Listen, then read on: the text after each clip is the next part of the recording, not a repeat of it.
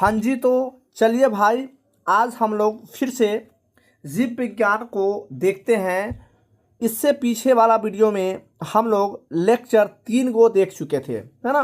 Part 3 तक हम लोग कंप्लीट कर चुके थे। यह अपना है चौथा पार्ट और इसमें हम लोग कंप्लीट कर रहे हैं अध्याय 11 जीव और समष्टियाँ के बारे में हम लोग अध्ययन कर रहे हैं। तो चलिए भाई, आज हम लोग चौथा लेक्चर को देखते हैं। यदि आप लोग 3 लेक्चर नहीं देखे हैं इससे पीछे का, तो उसको आप लोग कवर कर लेंगे, उसके बाद इसको देखिएगा, ठीक है। हाँ, तब आपको समझ आएगा। यदि है ना बैक टू बैक देखिएगा तो आपको समझ आएगा। पार्ट 1 देखिएगा, पार्ट 2 देखिएगा, 3 देखिएगा, तब इसको 4 देखिएगा, तो ज़्यादा बेहतरीन तरीक़ा से आपको समझ में आएंगे चीज़ें, ठीक है। हाँ, चलेंगे तो अब स्टार्ट करते हैं जी। यदि आप लोग चैनल पर नए हैं तो चैनल को सब्सक्राइब करिएगा, वीडियो को लाइक करिएगा और दोस्तों के पास शेयर करिएगा, ठीक है। चलिए हम लोग अब स्टार्ट करते हैं भाई चौथा पार्ट।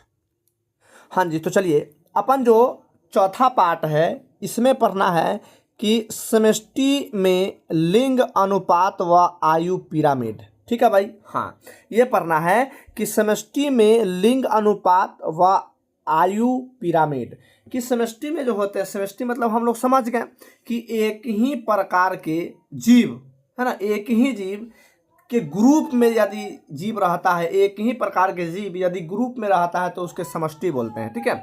और उस समष्टि में लिंग के बारे में हम लोग देखना है कि लिंग अनुपात क्या है। जैसे कि यदि बात करेंगे कि हम लोग क्या है, तो हम लोग समष्टि है, मानव का समष्टि, है ना, मानव का समष्टि है।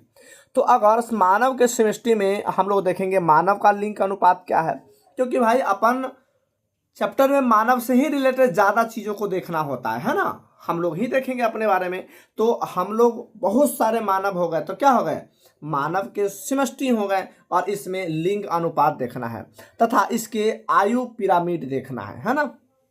आप लोग लिंग अनुपात से बिल्कुल छोटे क्लासों में परिचित होंगे।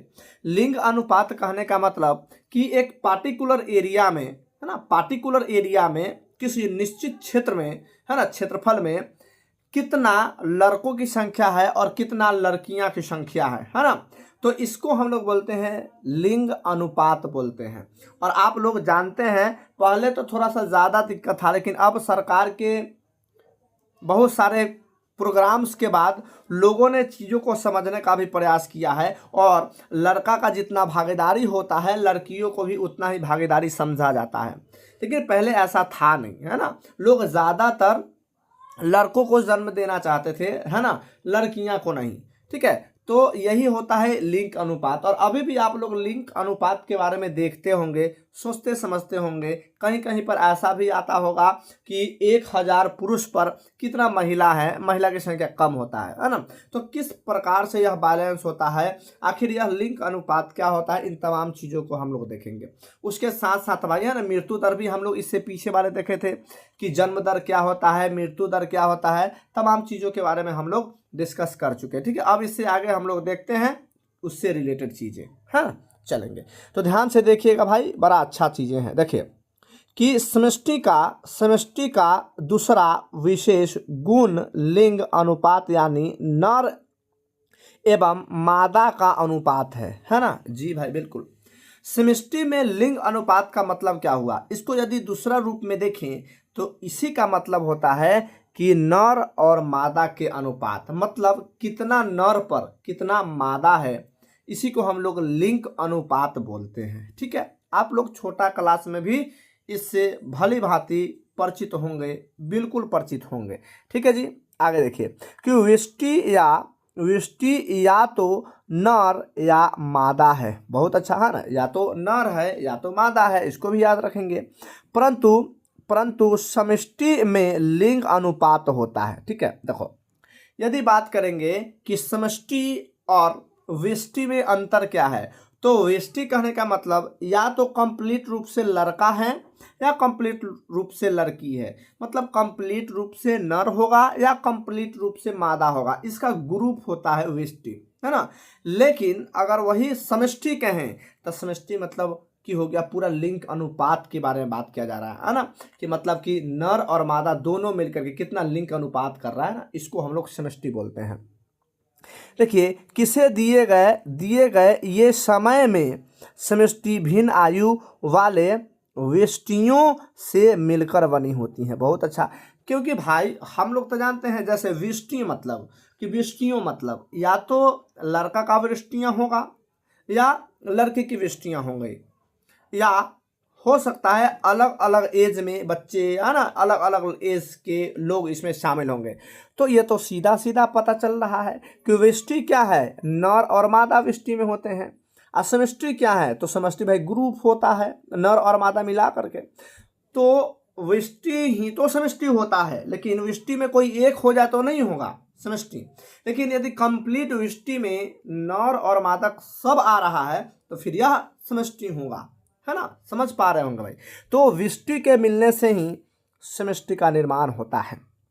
ठीक है, अगर समष्टि, ध्यान दीजिएगा कि अगर समष्टि के लिए आयु वितरण यानी दी गई आयु या वर्ष के अनुपात वर्ष के आयु वर्ग के व्यक्तियों का प्रतिशत में हो, ठीक है, ये चीज़ आप ध्यान रखेंगे, है ना। हालांकि यहाँ से देखिए, अगर समष्टि के लिए आयु वितरण आरेख किया जाता है तो बनाने वाली संरचना आयु पिरामिड कहलाती है। ठीक है, बढ़िया बात। देखिए आखिर आयु पिरामिड क्या होता है।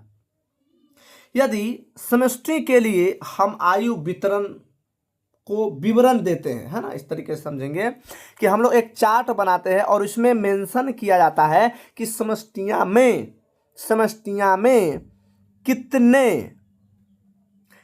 कितने एज वाले व्यक्ति हैं, कितने एज वाले, और इसको जो हम लोग एक डाटा तैयार करते हैं, है ना। तो यहाँ पर देख रहे होंगे कि यहाँ पर एक क्या है, पॉपुलेशन को डाटा में तैयार किया गया। ठीक है, यहाँ पर एज ग्रुप दिया गया है कि अलग अलग एज वाले अलग अलग हैं, है ना।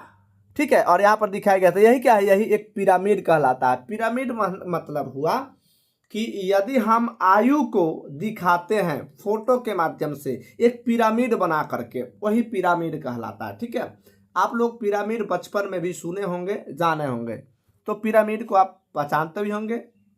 बस ऐसे आप याद रखिएगा कि आयु, है ना, कि टोटल व्यष्टि में आयु वितरण जो किया जाता है ना व्यक्तियों के बीच में, कितना प्रतिशत में हो गया, है ना, कितना एज है, इसको यदि हम सजा के रख देते हैं तो यह क्या बनता है, यह एक पिरामिड की आकार का बनता है ना। और इसी को हम लोग बोलते हैं क्या, आयु पिरामिड कहते हैं भाई। ठीक है, आयु पिरामिड। और इस डाटा को पढ़ने से यह पता चल जाता है, आराम से पता चल जाता है कि कितना एज वाला, है ना, ज़्यादा पॉपुलेशन है इस एरिया में या किसी क्षेत्र का, यदि ऐसा आयु पिरामिड बनाया जाता है। तो बच्चा के बारे में भी पता चल जाता है कि कितना एज वाला बच्चा यहाँ पर है, कितने, है ना, मतलब जो जनसंख्या इसमें ज़्यादा किस ग्रुप के मतलब लोग हैं, बच्चा है ना, यंग है या ओल्ड है। तो इस तरीके से इस पिरामिड से ये तमाम चीज़ों के बारे में जानकारी मिल पाता है।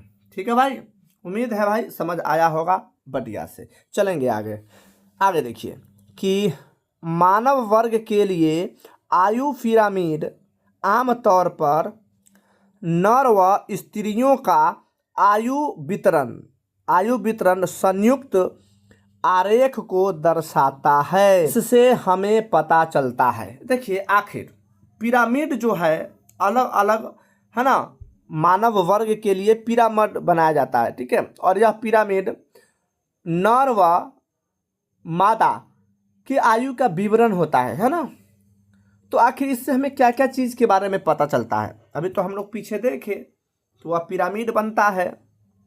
तो आखिर वह जो पिरामिड बनता है उससे किस चीज़ के बारे में पता चलता है, इन चीज़ों को देखते हैं। देखिए, तो पहला है भाई कि समष्टि का आकार क्यों बढ़ रहा है, और यदि उस पिरामिड को देखने के बाद हमें यह आइडिया होगा कि कैसे बढ़ रहा है कि घट रहा है ना, या एवरेज चल रहा है। तो पहला बात हो गया कि समष्टि के आकार पता चलेगा, है ना, कि बढ़ रहा है घट रहा है ना, क्या हो रहा है उसके आकार का पता चल जाएगा। दूसरा, स्थिर का पता चलेगा, है ना, स्थिर है कि नहीं। उसके बाद आकार घट रहा है, इसका भी पता चलेगा। ठीक है, तो इन तीनों के बारे में हमें पता चल जाता है कि समष्टि का आकार बढ़ रहा है। समष्टि मतलब सीधा से समझेगा ग्रुप से, कि ग्रुप जो है बढ़ रहा है या घट रहा है, चाहे वह आदमी के लिए हो या किसी भी जीव जंतु के लिए है। तो पिरामिड से यह दिखाया जाता है कि बढ़ रहा है आकार या घट रहा है या नियत है, स्थिर है, कांस्टेंट है, इस चीज़ों को बताया जाता है ना। आगे देखिए कि आयु पिरामिड 3 प्रकार के होते हैं। बढ़िया बात। अभी तो हम लोग देख लिए कि आयु पिरामिड क्या है, फिर आयु पिरामिड से हमें क्या पता चलता है, तो इन तीन चीज़ों के बारे में पता चलता है। अब हम लोग देख रहे हैं कि आयु पिरामिड 3 प्रकार के होते हैं, इनको अब हम लोग जिक्र करते हैं भाई, देखते हैं। देखिए तो पहला जो है त्रिभुजाकार पिरामिड। त्रिभुजाकार पिरामिड का मतलब समझाई दे रहा होगा, त्रिभुज के आकार का पिरामिड, है ना, बिल्कुल सिंपल। तो देखिए है ना, यहाँ पर इंग्लिश में भी लिखा हुआ है कि ट्रायंगल शेप्ड पिरामिड, है ना, ट्रायंगल शेप्ड पिरामिड, ठीक है, ट्रायंगल के शेप के पिरामिड के बारे में हम लोग देखते हैं। देखो ऐसा ऑब्जेक्टिव में भी क्वेश्चन आ जाता है कि पिरामिड कितने प्रकार के होते हैं, तो उसको याद रखिएगा, ठीक है। या 3 गो पिरामिड के नाम दे देगा और चौथा कोई अलग दे देगा, उसी से मिलता जुलता, लेकिन वो पिरामिड नहीं होगा, नाम दे देगा, है ना, कह देगा कि बताओ इनमें से भिन्न कौन है, तो आप चूज कर लेंगे, है ना, बिल्कुल आराम से चूज कर लेंगे। तो देखिए त्रिभुजाकार पिरामिड देखते हैं। देखिए कि इसमें पूर्व प्रजननी सदस्यों संख्या अधिक होती है, सदस्यों की संख्या अधिक होती है, ऐसा होना चाहिए। मतलब इसमें पूर्व प्रजननी सदस्यों की संख्या अधिक होती है, पहले वाला का संख्या ज़्यादा होगा, मतलब नया जनरेशन वाला कम होगा संख्या, ठीक है। क्योंकि आप ध्यान दीजिए, अब थोड़ा सा हम आपको पिक्चर के माध्यम से बताऊं, है ना, कि कैसे भाई पता चलेगा, ठीक है। कैसे पता चलेगा, थोड़ा सा आप लोग यहाँ पर देखने का प्रयास करें। देखिए यह मान लेते हैं, यह क्या है, यह एक पिरामिड है, ठीक है, समझने का प्रयास करिए। यह क्या है भाई, यह पिरामिड है। कैसा पिरामिड, त्रिभुजाकार पिरामिड, ठीक है। तो यदि हम इस त्रिभुजाकार पिरामिड को देखें तो यहाँ से देखिए, यदि हम यहाँ से यहाँ एक लाइन को ऐसे ड्रॉ करें, ठीक है, थोड़ा सा इसको हम ड्रॉ करते हैं, है ना, क्योंकि भाई यह जो माउस है वह कंट्रोल नहीं होता है ना, तो थोड़ा सा इसको खींचना है थोड़ा, चलिए, हाँ अच्छा समझ जाएंगे। देखो यहाँ पर एक लाइन ड्रॉ कर दिए, फिर यहाँ पर एक लाइन हम ड्रॉ करते हैं, ठीक है, यहाँ पर एक लाइन ड्रॉ कर दिए। तो अब बताइए यहाँ पर जो लाइन ड्रॉ किए हैं भाई, यहाँ पर जो लाइन हमने ड्रॉ किया, ये थोड़ा सा बैक किया जाए, चलिए यहाँ जो लाइन ड्रॉ किए, ये वाला लाइन, ठीक है, ये वाला लाइन। अब देखिए यहाँ पर देखेंगे तो यहाँ पर ये डिस्टेंस क्या है, ज़्यादा है। देखिए तो ये डिस्टेंस क्या है जी, तो यह डिस्टेंस ज़्यादा है। ये डिस्टेंस क्या है, ये डिस्टेंस तन्नी वो है ना, छोटा है।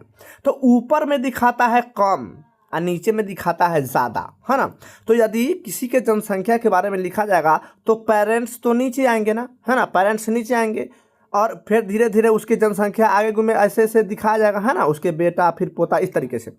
तो नीचे में ज़्यादा है, ठीक है, नीचे में क्या है, तो नीचे में ज़्यादा है। इसका मतलब त्रिभुजाकार पिरामिड में प्रजननी सदस्यों की संख्या अधिक होती है। देखिए यहाँ पर बहुत संख्या को दिखाया गया, ज़्यादा है।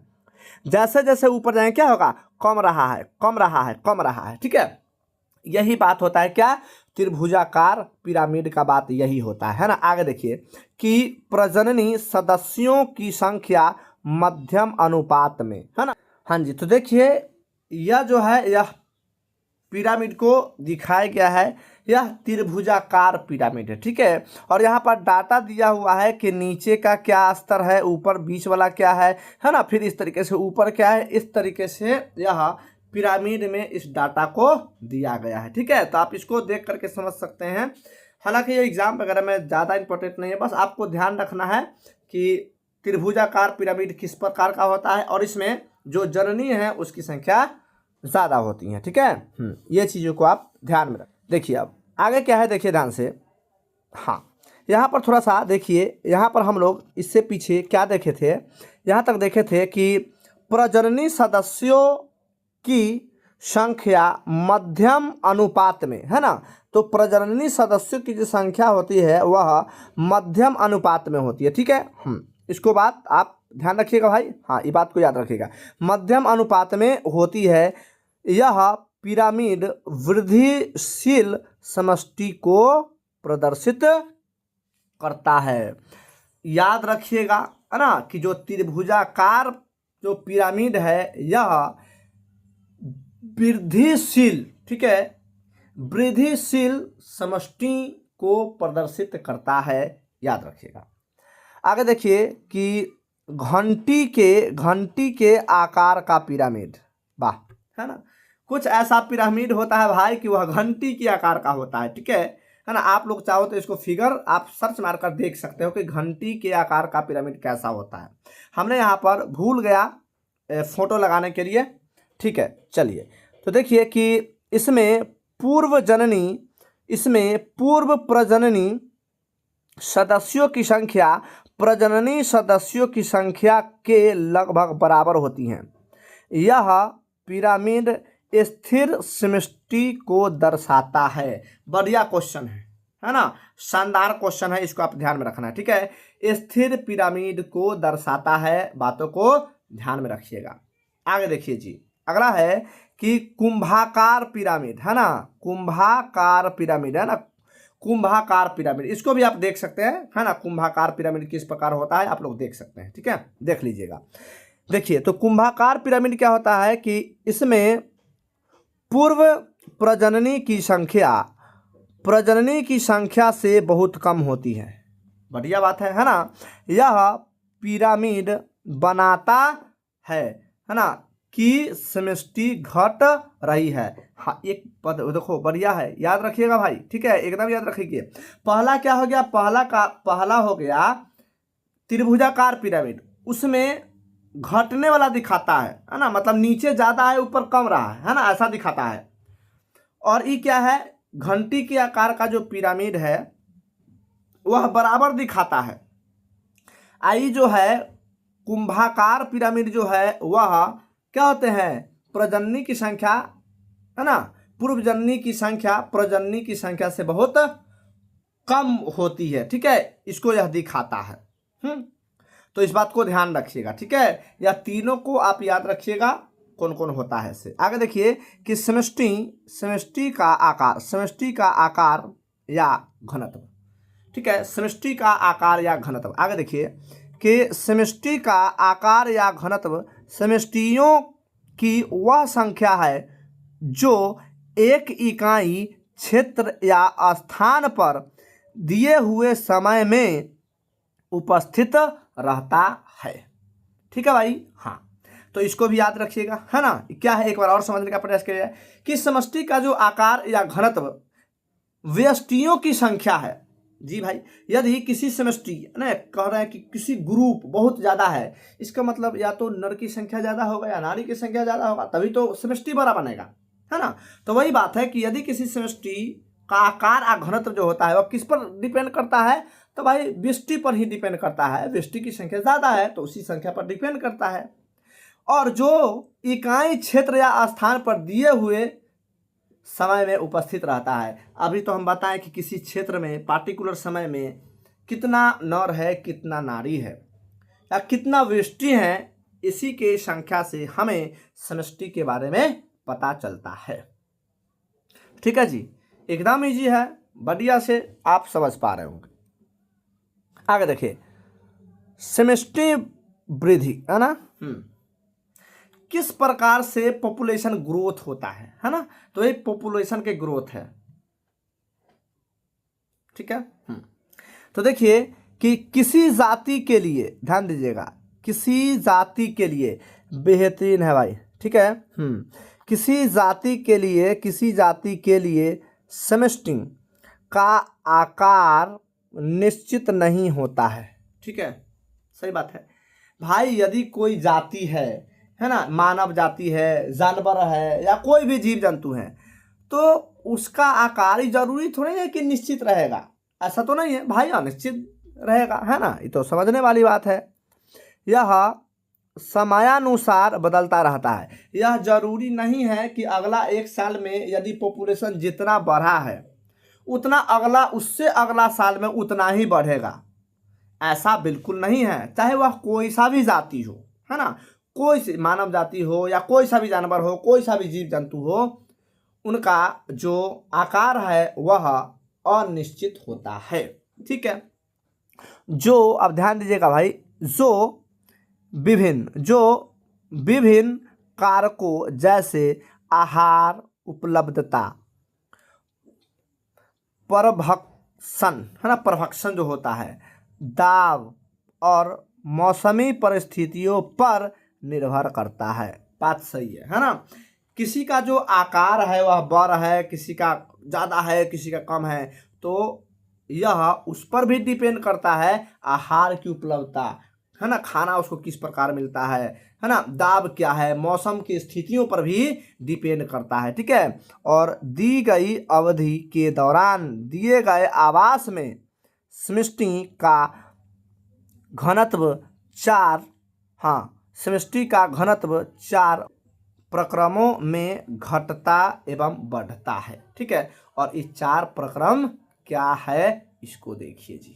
देखिए, तो पहला है जन्म दर। ठीक है, बर्थ रेट, क्योंकि भाई जन्म दर से ही तो पता चलेगा है ना कि किसी का समष्टि क्या है, ज़्यादा है कि कम है ना, तो जन्म दर से ही पता चलते हैं। अगर जन्म दर से मतलब समष्टि में जन्मी उस संख्याएं हैं जो दिए गए अवधि के दौरान आरंभिक जनसंख्या घनत्व में जुड़ती है ना जी भाई। ठीक है, तो जन्म दर का मतलब कि बढ़ रहा है, तो यदि पहले से 10 लोग हैं तो फिर 5 लोग जन्म ले लिए, तो भाई 10 5 15 हो गया है ना। आरंभ वाला जो जनसंख्या है उसी जनसंख्या में शुरू वाला जुड़ जाता है। ठीक है, यही बात है। ठीक है, चलिए आगे देखिए। दूसरा, मृत्यु दर। मृत्यु दर भी बहुत इंपॉर्टेंट रोल निभाता है ना, किसी भी समष्टि के लिए। ये दी गई अवधि में व्यष्टि के मौत की संख्या है। ठीक है, मौता नहीं है, गलत टाइप है, मौत की संख्या है। मृत्यु दर मतलब मौत की संख्या, समझ पा रहे हैं।